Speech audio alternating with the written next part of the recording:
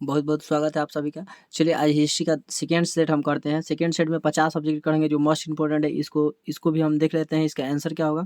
चलिए पहला क्वेश्चन है आपका, किस ग्रंथ में आदम से लेकर अकबर तक के इतिहास की जानकारी मिलती है। तो इसका ऑप्शन हो जाएगा अकबरनामा। अकबरनामा में आदम से लेकर अकबर तक की जानकारी मिलती है। ऑप्शन बी हो जाएगा। ठीक है, आंसर बी हो जाएगा इसका। अगला क्वेश्चन है, शिकार के समय रास्ते में पड़ने वाले गांव में भू राजस्व संबंधी जानकारी किस सम्राट प्राप्त कर रहा था। तो इसका ए हो जाएगा, अकबर प्राप्त कर रहा था। रास्ते में जो पड़ता था गांव उसके बारे में राजस्व की जानकारी लेता था अकबर। अगला कड़ा है, तंबाकू का सेवन सबसे पहले किस मुगल सम्राट ने किया था। इसका भी आंसर अकबर ही हो जाएगा।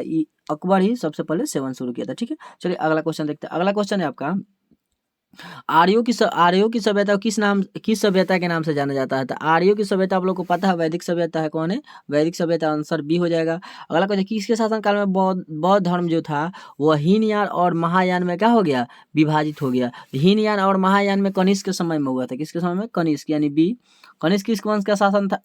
कनिष्क किस वंश का शासक था उसको आप लोग बताइए। अगला क्वेश्चन इस आप लोग का होमवर्क है। अगला क्वेश्चन है, होमवर्क नहीं है, आप लोग कमेंट करके बताइएगा। अगला है आपका, जैन धर्म के 24वें तीर्थंकर कौन थे। तो आप लोग को ये आसानी से पता होगा कि कौन थे। पार्श्वनाथ, महावीर स्वामी। 23वें कौन थे? पार्श्वनाथ। 24वें महावीर स्वामी, या प्रथम थे ऋषभदेव। ठीक है, तो आप लोग इसको याद रखिएगा तीनों को। ठीक है, तो हो जाएगा महावीर स्वामी, इसका डी हो जाएगा। अगला क्वेश्चन है, वैदिक वैदिक देखिए अगला क्वेश्चन है, वैदिक कालीन लोग माने वैदिक काल के जो लोग थे वह किस देवता के पूजा करते थे। ठीक है, तो प्राकृत देवता का। किसका? प्राकृत देवता का। अगला क्वेश्चन, महावीर स्वामी को मानव जीवन के संपूर्ण जीवन में कितने आश्रमों में बांटा गया है। देखिए, आश्रम, वर्ण, ये अलग अलग संपूर्ण जीवन को बांटा गया है। तो मानव का जो जीवन है उसको कितने आश्रम में बांटा गया था? 4 आश्रम में। ठीक है, उसके बाद श्रीमद् भागवत गीता पर महत्व किसने विचार व्यक्त किया? ये सभी किए थे, महात्मा गांधी, विवेकानंद भी और बाल गंगाधर तिलक ने। इसका डी हो जाएगा। ठीक है, उसके बाद में इसका आपको बताइए दिए कि ए होगा। ठीक है, इसका बी, इसका ए, इसका डी। ठीक है, अगला क्वेश्चन चलिए देखते हैं। गीता में देखिए अगला क्वेश्चन है, गीता में उपदेश दिया गया है। गीता में उपदेश दिया गया है, क्या चीज का उपदेश दिया गया है? कर्म करो, भविष्य की चिंता मत करो, कर्म फल हमारे हाथ में नहीं है। ये सभी का दिया गया है, जितना ये उपदेश है सभी का दिया गया है। तो इसका आंसर हो जाएगा डी। क्या हो जाएगा? डी। ठीक है, डी यानी सभी हो जाएगा। करा अपने स्वयं के खर्च से सुदर्शन झील का मरम्मत किसने करवाया था। ठीक है, तो इस सुदर्शन झील का मरम्मत रुद्रदामन यानी बी करवाए थे। ठीक है, अगला क्वेश्चन, अर्थशास्त्र की रचना कौन शताब्दी में हुई थी। मतलब शताब्दी पूछ रहे हैं यहाँ, तो चौथी शताब्दी याद रखिएगा। यह कौन शताब्दी में हुआ था? चौथी। इसका सी हो जाएगा आंसर। ठीक है, चलिए अगला क्वेश्चन देखते हैं। मेगास्थनी किस यूनानी शासक के राजदूत के रूप में पाटलिपुत्र आया था। तो कौन यूनानी शासक भेजा था यानी उसको? तो सिकंदर का सेनापति था सेलुकस। कौन था? सेलुकस। सिकंदर नाम होगा सेलुकस निकेटर था। तो इसका आंसर हो जाएगा सी। अगला क्वेश्चन कर रहा है, किसने लिखा वास्तविक सुकर्म वह है जिससे प्रजा सुखी तथा संपन्न होती है। देखिए यह मतलब कथन किसने लिखा था कि वास्तविक सुकर्म वही है जिसमें प्रजा खुश रहे, वही अच्छा कर्म है। ठीक है, कैटिलिया कहा था। कौन कहा था? कैटिलिया। डी हो जाएगा इसका। उसके बाद में आप याद रखिएगा, चंद्रगुप्त मौर्य को ही कौटिल्य बोलते हैं। चंद्रगुप्त मौर्य कर दिए। चाणक्य को ही कौटिल्य बोलते हैं। ठीक है, इसको विष्णु भी बोलते हैं। इसकी पुस्तक का क्या नाम है बताइए? कौटिल्य द्वारा लिखित पुस्तक का क्या नाम है? और कहते सेल्यूकस ने अपनी पुत्री का विवाह किस राजा के साथ किया था? तो ये किए थे चंद्रगुप्त मौर्य। सी। ठीक है, अगला क्वेश्चन, जीवक कहाँ का रहने वाला था? तो यह जीवक जो था कहाँ का रहने वाला था? राजगीर का था, पाटलिपुत्र का था। तो देखिए उस समय बिंबिसार जो हर्यंक वंश का शासक था वो अपनी राजधानी राजगीर रखा था। तो राजगीर का होगा। ठीक है, राजगीर का, यानी इसका डी हो जाएगा। ठीक है, अगला क्वेश्चन है, उत्तरी पश्चिम भारत में से प्राप्त अशोक के अभिलेखों में कौन सा लिपि का प्रयोग किया गया है? देखिए उत्तर पश्चिम पूछ रहा है। उत्तर पश्चिम जो भारत है वहां से जो अभिलेख मिला है उसमें कौन लिपि है? तो खरोष्ठी है। ए हो जाएगा। इसका क्या हो जाएगा? ए हो जाएगा। ठीक है, इसका ए हो जाएगा। अगला क्वेश्चन कह रहा है, अशोक कौन से बौद्ध भिक्षुक के प्रभाव में आकर बौद्ध धर्म के समर्थक बन गया। माने कौन बौद्ध भिक्षुक बोला था वह बन गया समर्थक? तो उपगुप्त कहा था। कौन? उपगुप्त। ए हो जाएगा इसका। ठीक है, चलिए अगला क्वेश्चन देखते हैं। अगला क्वेश्चन कह रहा है, अशोक ने महेंद्र और संघमित्रा को धर्म प्रचार के लिए कहाँ भेजा था? तो यह आप लोग को पता है कि भेजा था सिंघल द्वीप, इसी को श्रीलंका बोलते हैं। ठीक है, अगला है, समुद्रगुप्त की तुलना किस यूरोपीय शासक से किया जाता है? तो नेपोलियन से किया जाता है। बी हो जाएगा। अगला कह रहा है, गंदे पानी के समुचित निकासी की व्यवस्था सर्वप्रथम किस सभ्यता से मिलती है? तो सिंधु घाटी की सभ्यता। ए हो जाएगा इसका। चलिए अगला क्वेश्चन है, हड़प्पा सभ्यता के लोग लोग से हड़प्पा सभ्यता के स्थल से स्त्री के गर्भ से पौधा निकलता देखिए, हड़प्पा सभ्यता के स्थल से स्त्री के गर्भ से माने पौधा निकला हुआ है, ऐसा साक्ष्य या ऐसा चित्र कहाँ से मिलता है? तो यह मिलता है हड़प्पा से। कहाँ से? हड़प्पा से। सी हो जाएगा। सिंधु सभ्यता में गोदीबारा का स्थान लोथल से आप लोग को पता है। उसके बाद में सिंधु सभ्यता के किस देश के साथ, इसका हो जाएगा आपका ए, ठीक है। इसका हो जाएगा सिंधु सभ्यता किस देश के साथ व्यापारिक संबंध नहीं था, पूछ रहा है तो चीन के साथ नहीं था, ठीक है। यहाँ नहीं था पूछ रहा है तो बी हो जाएगा, ठीक है। अगला क्वेश्चन है आपका, सिंधु घाटी सभ्यता की जुड़वा राजधानी हड़प्पा मोहनजोदड़ो आप लोग को पता है। हड़प्पा मोहनजोदड़ो कौन है? सी हो जाएगा इसका, ठीक है। अगला है सिंधु सभ्यता की लिपि क्या थी, मतलब किधर से किधर लिखी जाती थी, कैसे? तो यह देखिए दाएं से बाएं लिखा जाता था, इसका ए हो जाएगा। बाएं से दाएं नहीं, दाएं से बाएं, ठीक है। उसके बाद में लोधी वंश का अंतिम शासक कौन था? तो लोधी वंश का अंतिम शासक को ही हरा कर बना था बाबर ने, मुगल वंश मुगल वंश की स्थापना किया था। तो अंतिम शासक किसको हराया था? जो पानीपत का युद्ध हुआ था, पानीपत का युद्ध जो हुआ था 1526 में हुआ था। कब हुआ था? 1526 में। इसमें इब्राहिम लोदी को, जो लोदी वंश का अंतिम शासक था, उसको हराकर बाबर ने मुगल वंश की स्थापना किया था। इसका सही आंसर क्या हो जाएगा? इब्राहिम लोदी, ठीक है। चलिए अगला क्वेश्चन है, निम्न में कौन मुगल शाहजादी थी जो कवित्री थी? देखिए मुगल काल के एक शाहजादी थी जो क्या थी? कवित्री थी। तो उसको पूछ रहा है कौन थी? तो जहांआरा थी। जहांआरा कौन?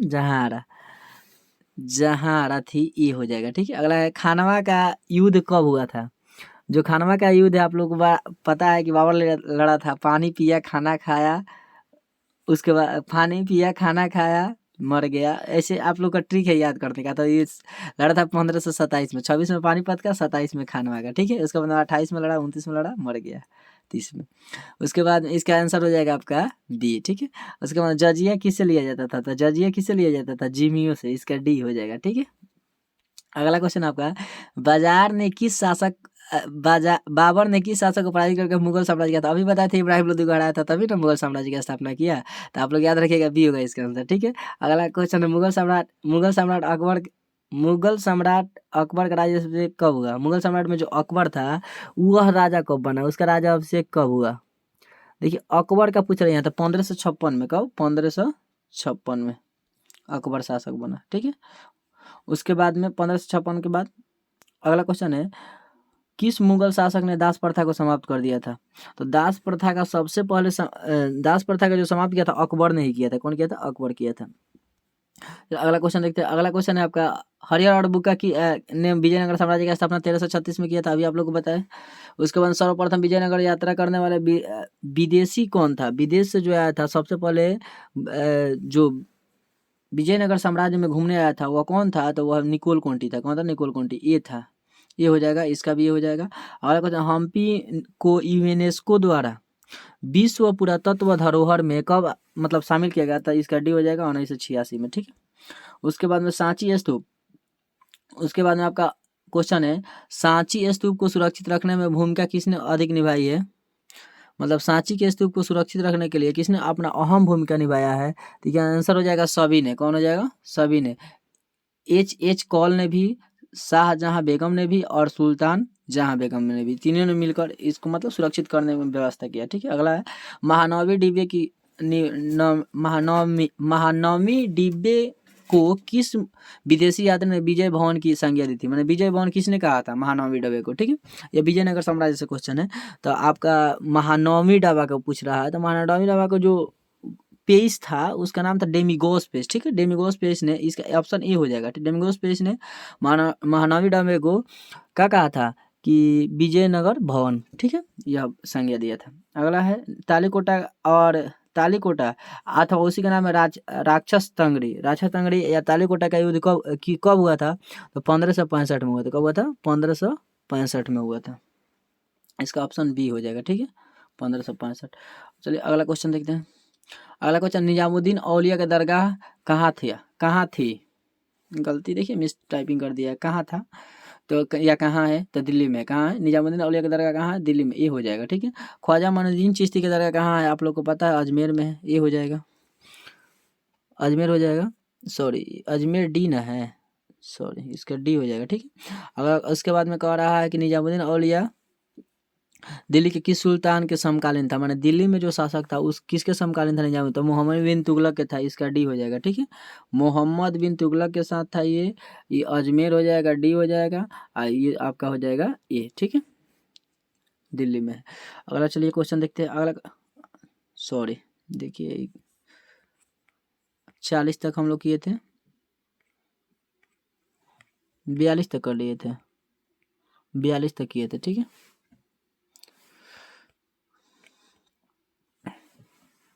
चलिए अगला क्वेश्चन है 43 नंबर का जवाब है।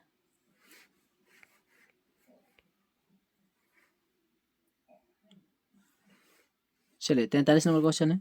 देखिए 43 नंबर क्वेश्चन कह रहा है कि उत्तर भारत में भक्ति आंदोलन प्रचार करने का श्रेय रामानंद को। अभी इस क्वेश्चन को रिपीट हो गया क्या, ये 2 बार हो गया। देखिए ए हो जाएगा इसका। ठीक है ना, इस दूसरे सेट में कराया है, ये इसका ए हो जाएगा। उसको कर रहा है अगला क्वेश्चन 43 का पूछेगा, उत्तर भारत में भक्ति आंदोलन का प्रचार करने का श्रेय प्रचार किसने किया, तो रामानंद। ठीक है, ये हो जाएगा। अगला क्वेश्चन है travels in the Mughal empire किसकी रचना है, तो फ्रांसिस बर्नियर था एक, उसका है। इसका हो जाएगा आपका कहाँ है, सी हो जाएगा। ठीक है, इसका सी हो जाएगा, फ्रांसिस बर्नियर। उसके बाद दिल्ली सल्तनत के संस्थापक किसे माना जाता है, जो दिल्ली कुतुबुद्दीन ऐबक को, आप लोग को पता है, इसका सी हो जाएगा। ठीक है, इसका सी हो जाएगा, कुतुबुद्दीन ऐबक को दिल्ली सल्तनत का संस्थापक माना जाता है। अगला क्वेश्चन देखते हैं। अगला क्वेश्चन कर रहा है तहकीक ए हिंद किसका यात्रा वृत्तांत है। ठीक है, अलबरूनी क्या है, आप लोग को पता है कि इसका अलबरूनी ए हो जाएगा। ठीक है, अलबरूनी तहकीक ए हिंद लिखा था यात्रा वृत्तांत के समय। इसके बाद मध्ययुगीन यात्रियों का सरताज किस यात्री को कहा जाता है, मध्यकालीन जो यात्री है उसमें सबसे ऊपर किसको दर्जा दिया, सरताज किसे कहा जाता है, तो मार्को पोलो को कहा जाता है। किसको, मार्को पोलो को, ये हो जाएगा। अगला क्वेश्चन कर रहा है दिल्ली सल्तनत की पहली और अंतिम महिला शासक कौन थी, तो पहली और अंतिम महिला जो शासक, देखिए दिल्ली सल्तनत पर ही पूछ रहा है, तो दिल्ली सल्तनत पहले और अंतिम महिला शासक यही थी, रजिया सुल्तान। कौन थी, मुस्लिम शासक भी पूछेगा तो रजिया सुल्तान। ठीक है, सी हो जाएगा। चलिए अगला क्वेश्चन देखते हैं। अगला क्वेश्चन कह रहा है आपका, देखिए लास्ट क्वेश्चन, सेकंड लास्ट है। कह रहा है सुल्तानों में घोड़ों को दागने की प्रथा की, मैंने घोड़ा को दागने की प्रथा किसने शुरुआत किया था, अलाउद्दीन खिलजी था। कौन था, अलाउद्दीन खिलजी, बी हो जाएगा इसका। ठीक है, उसके बाद में किताब उल रेहला के यात्रा वृत्तांत मिलता है, मतलब क्या किताब उल हिंद रेहला जो है, रेहला किसका यात्रा वृत्तांत है, तो यह इब्न बतूता का। ठीक, इसका भी बी हो जाएगा। इस प्रकार हमारा ये भी 50 क्वेश्चन 50 क्वेश्चन कंप्लीट हुआ। चलिए अगले सेट में अगला वीडियो अगला क्वेश्चन देखते हैं।